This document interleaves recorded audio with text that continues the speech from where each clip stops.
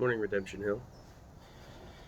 It's been a minute since I've gone on here and said anything, so I figured I'd hop on and say good morning and maybe get the ball rolling on some more devotions if I can. Um, this morning, though, I don't want to waste a lot of time. I actually do want to talk about something. Um, and today, the verse that I'm going to be talking about is found in Isaiah chapter 30. And it's near about, well, I guess I didn't really take a look. Yeah, about middle of the verse, or middle of the chapter. It's chapter 30, verse 18.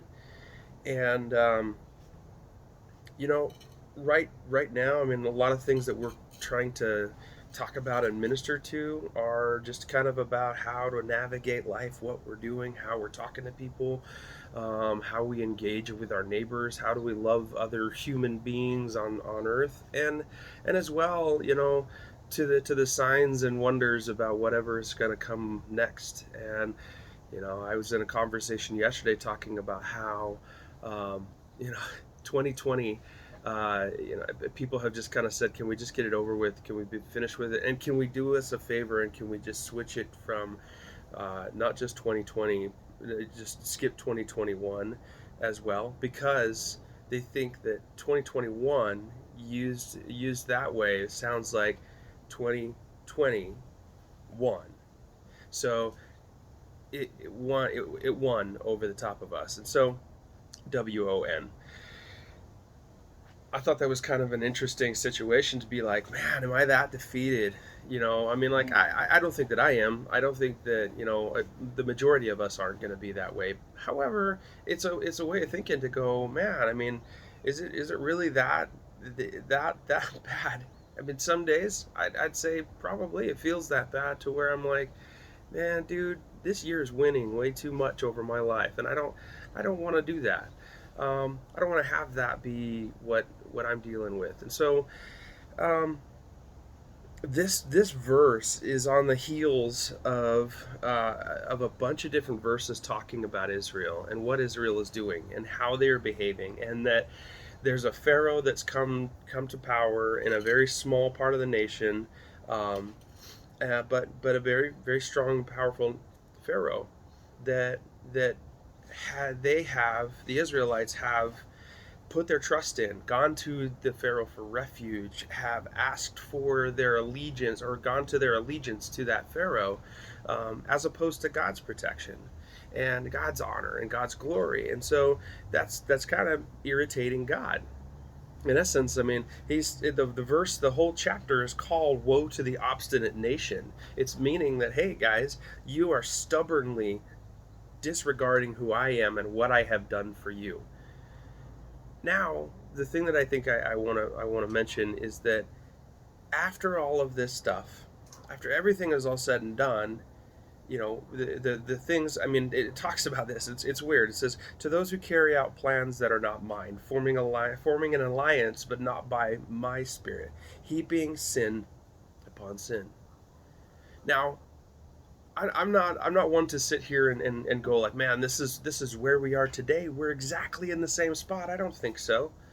However, there are portions of this that can speak into how we can behave now. How can we become um, a better nation that follows God, and how can we become a better people that shows an example to others in order for them to know who God is and to learn about how they can follow God.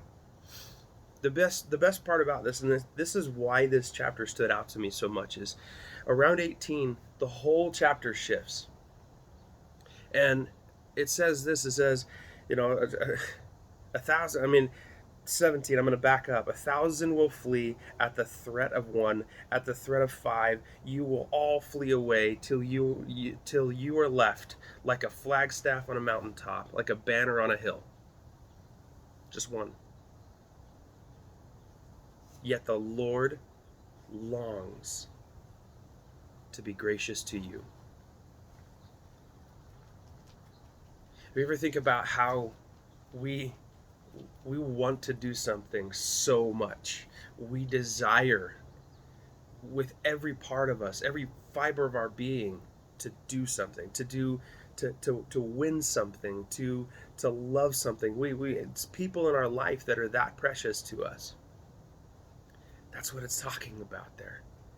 That God's fiber, God's being, God's godness, everything about him longs to be gracious to us.